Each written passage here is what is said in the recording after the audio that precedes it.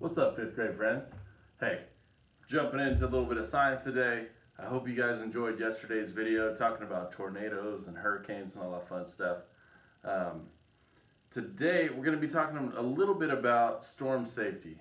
And kind of several times throughout the Bible when like God uses storms for his own purpose. Um, the flood would be one of those, you know what I'm saying? All right, so open up your books to page 132, and then we're going to jump in here. I got a little thing here at the end of the video. I'm going to play for you guys to kind of just, let you know what it's like to be be in a place where there's a tornado possibly coming, and what that sounds like. All right, so storm safety, here we go. It says severe weather can be very dangerous. An organization that tracks the weather in the United States is the National Weather Service. Sometimes the National Weather Service issues a weather watch. Now, this means the conditions are right for a type of severe weather, but that the weather is not currently happening. Okay, so a weather watch, the conditions are right, but you're just watching for it to happen. You got to know the difference between the two because it will be on a quiz and it will be on a test. Your test will be next week. Your quiz will be Friday, this Friday. Okay, so back to where I was. Now, a watch alerts people to get ready for the possibility of a severe storm. Once the storm begins and people report having seen it, so let's say the tornado has touched down, it's on the ground, that thing is spinning, now it turns into a weather warning. The watch, you were watching for it, but now the warning is happening now. Y'all need to get to the basement, or you need to get into some type of storm shelter. Yeah. Listen to the radio for watches and warnings if you think severe storm is on its way. Always try and stay inside a building during a storm. If the storm has very strong winds, go to a basement or another sturdy place inside the building. Plan ahead. Find out about what to do and where to go if severe weather occurs. Yeah, because tornadoes, stuff like that, it's super, super sketchy. I remember when I was at my grandma's house as a kid, I was so afraid to go in her basement. So, like, a lot of people back in Nebraska have basements that are, like under the house. So, like, you just have a certain door, it looks like a closet door, you open it up, but there's stairs that go down under the house. And hey, if a tornado's coming or bad weather, the tornado sirens will go off. I'm going to play one of those for you in a little bit. But when those tornado sirens go off, like, you get in the basement because that means the weather outside is getting violent. The winds are exceeding 100 miles an hour.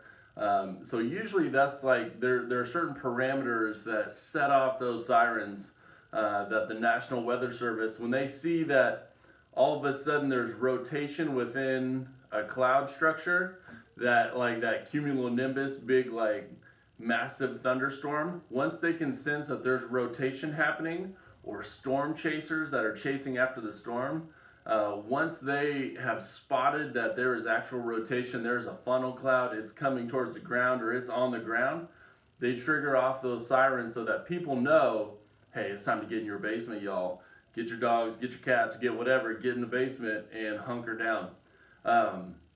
But at my grandma's house, it was a little sketchy. So her storm cellar, like, I was terrified of as a kid. All it was like this bump in the backyard. So like there was this mound in the backyard, this big bump like in the grass, and then there was a couple doors. It's kind of like Wizard of Oz, like you flip the doors open and you would walk down into this underground room, and she would keep all of her like canned goods down in there, like if she was canning some vegetables or something like that, they'd be down in there. But it was dark, it was kind of damp, it was scary, and there were like spiders and like, who knows, snakes, who knows what was in that place. I did not want to go in there. So luckily we never had any like tornado siren stuff go down while I was at grandma's house. Otherwise I'd have been a little freaked out. But yeah, but as a kid, I heard those sirens quite often, and like we just had normal basements at my house, so we could just go running down the stairs into the basement, and we were fine. Um, Sweet. Let's read science in the Bible right quick, and then I'm gonna show you guys or play for you what those tornado sirens sound like, um, and how terrifying it was as a kid to hear those. Or even like even as an adult, it's sketchy. It's just like, oh man, I don't like that sound. Like I'm getting to the basement. All right. So science in the Bible. It says throughout the Bible, God uses storms to show his power. God has given man dominion over the earth to use and care for it. But man has very little influence on the weather. Only God can control it. In Nahum 1:3, the Bible says, "The Lord hath his way in the whirlwind and in the storm, and the clouds are the dust of his feet." Yeah, I mean, God's in control of everything that's going on in our environment, everything around us. Like every little storm, every sunset, sunrise, everything. Like he is in control of all of it. Um, thinking about this storm safety stuff too reminds me, I think it was maybe even on Easter, a big tornado hit out on the East Coast or like the southeast area um, of our country. And one of the stories was of a guy who built like they didn't have a basement. So in the middle of his house, he had a room that was made out of concrete. So like concrete wall, concrete wall, concrete wall, concrete wall with a door, like steel door, and then like concrete roof. So basically it was like almost like a bomb shelter in the middle of his house. I don't know if it's under the stairs or where they had put it, but basically like a tornado came, hit his house, and he and his family were able to get into that thing, and they survived like without a scratch. And like their house is gone. Like I'll try to find and attach a picture of it. But like their house is gone. The only thing that is standing is like that shelter in the middle. So I'm gonna play for you the sound of that tornado siren, and you guys can like hear what it sounds like and how scary it is. All right, cool.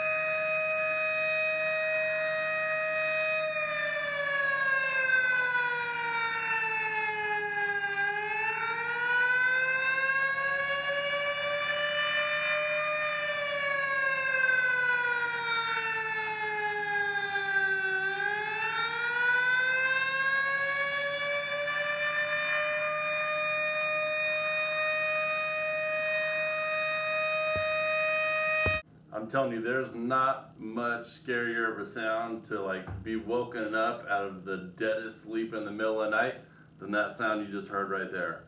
I still remember I was about your guys' age. I think I was in 5th or 6th grade. I went back and spent the summer with my big brother back in Nebraska because I was living out here in California. And I was sharing a room with my nephew, Jordan, and we're crashed out, and we normally had like a big box fan that like was in our room to like keep us cool at night because it gets pretty hot like even during the nighttime.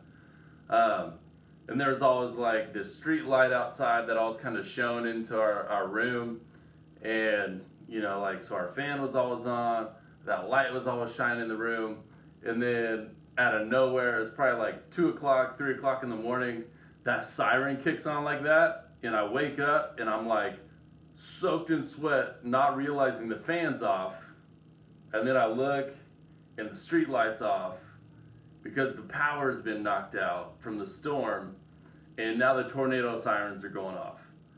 I freaked out.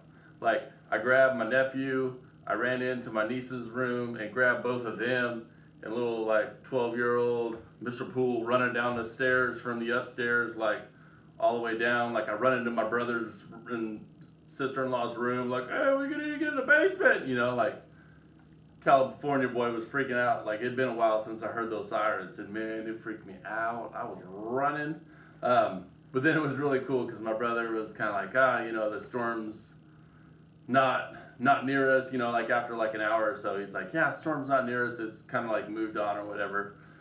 So he and I were like sitting on the front patio, it's kind of enclosed patio, and the wind's still just ripping though. Like a couple of the branches like fell on the roof. We had to like climb up on the roof the next day and tear them off and, you know, cut up the branches and stuff. But it was cool because in his neighborhood, no one has fences. So there's no fences like in between the houses, the back part fence or the side fences, there's none. So one of his neighbors across the street had one of those little metal sheds like over that they would, you know, like you have in your backyard and you have your lawnmower and stuff like that in there. So he had one of those sheds and we saw that shed doing cartwheels all the way behind like several houses. So like we heard it like banging around and then we saw it, just a glimpse of it over here as it like went between these two houses. And then it came rolling past, like in between these two, and then it kept rolling and went between these two, and then it kept going and going. Yeah, who knows where that thing finally stopped. But yeah, those tornado sirens, they get kind of scary. Hope you guys enjoyed that, and I will check you guys later.